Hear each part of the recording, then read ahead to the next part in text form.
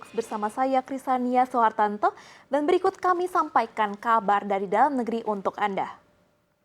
Presiden Republik Indonesia Prabowo Subianto melaksanakan pertemuan bilateral dengan Presiden Uni Emirat Arab Sheikh Mohammed bin Zayed Al Nahyan atau MBZ di Qasr Abahan, Abu Dhabi Kamis waktu setempat. Pertemuan ini merupakan bagian dari kunjungan kerja Prabowo untuk mempererat kemitraan strategis Indonesia dengan Uni Emirat Arab. Setibanya di Qasr Abahan, Prabowo disambut langsung oleh MBZ dengan latar pepohonan salem dan senja Abu Dhabi yang menambah kesan akrab dan penuh kekeluargaan. Rangkaian pertemuan dilanjutkan dengan buka puasa bersama, setelahnya Prabowo juga melaksanakan salat maghrib berjamaah bersama rombongan. Dialog kemudian berlanjut dalam pertemuan yang diperluas untuk membahas sejumlah agenda strategis, mulai dari penguatan kerjasama energi, investasi, hingga kemitraan ekonomi masa depan. Sekretaris Kabinet Teddy Indrawijaya mengatakan, usai buka puasa bersama Presiden Prabowo Subianto dan Presiden Persatuan Emirat Arab, Sheikh Mohammed bin Zayed Al Nahyan atau MBZ melakukan pertemuan bilateral. Pertemuan itu membahas sejumlah agenda strategis. Teddy menyebut poin utama yang dibahas yakni mengenai penguatan kerjasama di sektor ekonomi. Pasalnya, Persatuan Emirat Arab juga ingin menambah investasi di Indonesia. Pertemuan kedua pemimpin negara ini lalu dilanjutkan secara empat mata selama lebih dari 1 jam. Teddy mengungkap pertemuan ini merupakan momen 50 tahun hubungan diplomatik Indonesia dengan Persatuan Emirat Arab dan dari pertemuan ini diharapkan babak baru kerjasama strategis kedua negara makin meluas. Direktorat Jenderal Pajak atau DJP Kementerian Keuangan memperpanjang batas waktu penyampaian surat pemberitahuan atau SPT masa pajak penghasilan atau PPH pasal 21, masa pajak Desember 2025. Seharusnya batas waktu pelaporan SPT masa pajak PPH akhir 2025 jatuh pada 20 Januari 2026. Namun, batas waktu diperpanjang sampai dengan 28 Februari 2026. Alasannya karena masih berlangsungnya masa transisi implementasi sistem inti administrasi perpajakan atau Kortex DJP. Dirjen Pajak juga menekankan bahwa langkah tersebut bertujuan untuk memberikan kepastian hukum, kemudahan administrasi, dan menjaga kepatuhan wajib pajak. Dengan demikian, keterlambatan penyampaian SPT masa PPH pasal 21 masa pajak Desember 2025 sampai dengan tanggal 28 Februari 2026 akan diberikan penghapusan sanksi administrasi berupa denda melalui mekanisme tidak diterbitkannya surat tagihan pajak atau STP. Dan jika STP telah diterbitkan, maka kantor atau Kepala Kantor Wilayah Direktorat Jenderal Pajak terkait akan melakukan penghapusan sanksi administrasi. Menteri Koperasi Ferry Juliantono mengungkapkan, Koperasi Desa Merah Putih akan menjadi hub bagi warung kelontong dan juga pedagang kaki lima di tingkat desa. Ferry menyampaikan Koperasi Desa Merah Putih harus bisa membangun hubungan dengan semua ekosistem yang ada di desa, seperti BUMDes, UMKM, maupun warung kelontong di desa. Sejauh ini, Kemenko Perekonomian juga telah berdiskusi secara intens dengan Asosiasi Pedagang Kaki Lima di seluruh Indonesia.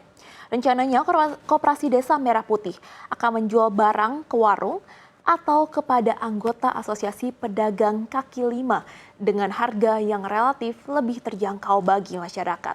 Ferry menegaskan Koperasi Desa Merah Putih juga dapat menjual produk-produk UMKM lokal dari desa, sehingga perputaran dana di desa makin terbuka.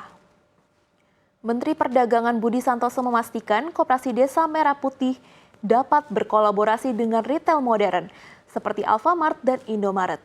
Karena Budi mendorong toko retail modern menjadi pemasok barang bagi Koperasi Desa Kelurahan Merah Putih. Menurut Budi, praktik serupa juga pernah dilakukan antara retail modern dengan toko kelontong. Karena itu Budi berharap Koperasi Desa Merah Putih juga dapat menjadi wadah kolaborasi antara swasta dengan pemerintah. Budi juga mengatakan kunci utama pengembangan retail modern ada pada pemerintah daerah. Sebab sesuai dengan aturan izin retail modern harus mengacu pada rencana tata ruang wilayah di setiap daerah.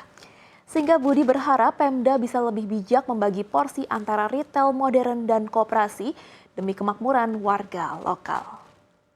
Serikat Pekerja Angkutan Indonesia menuntut bantuan Hari Raya atau BHR bagi pengemudi ojek online setara dengan upah minimum Provinsi DKI Jakarta, yakni 5,7 juta rupiah. Ketua Serikat Pekerja Angkutan Indonesia Lili Pujiati menyampaikan, tuntutan ini mengacu dari hasil pembelajaran pada kondisi tahun 2025.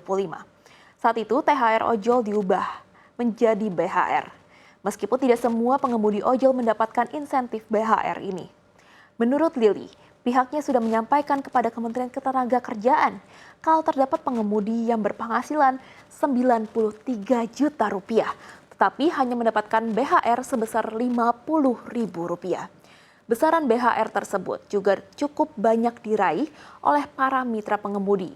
Sementara terdapat jutaan ojol lainnya yang justru tidak mendapatkan BHR. Lili menilai keputusan yang dikeluarkan Kemenaker justru membuat aturan BHR diterapkan di perusahaan ride hailing tidak adil seperti tahun lalu. Apalagi surat edaran Menteri Ketenagakerjaan hanya bersifat himbauan dan juga tidak wajib. Otoritas Jasa Keuangan membentuk Working Group on Climate Financing untuk mengarahkan pembiayaan perbankan ke agenda pembangunan berkelanjutan dan juga target net zero emission 2026 atau 2060. Kelompok kerja ini dibentuk untuk memperkuat kolaborasi antara regulator industri jasa keuangan dan juga pemerintah dalam mendorong transisi ekonomi rendah karbon. PJS, Ketua OJK Frederika Widiasari Dewi menyebut, inisiatif ini sejalan dengan komitmen nasional mencapai net zero emission paling lambat 2060 sesuai dengan kesepakatan Paris.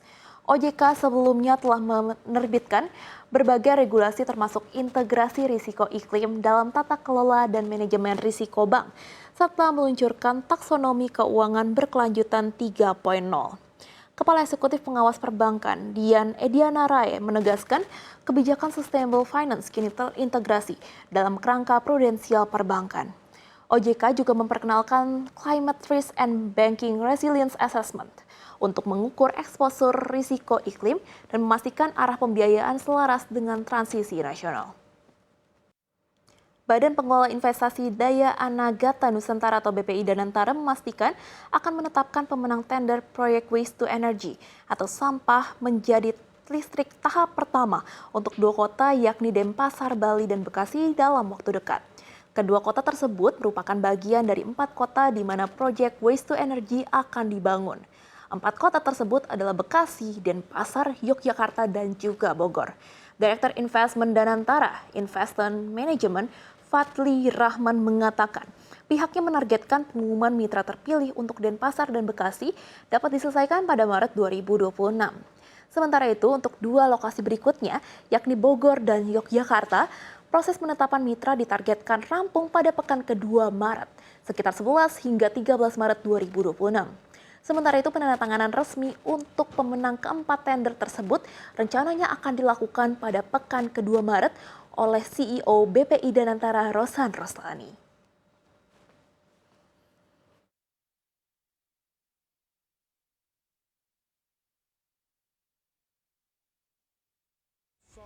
With clean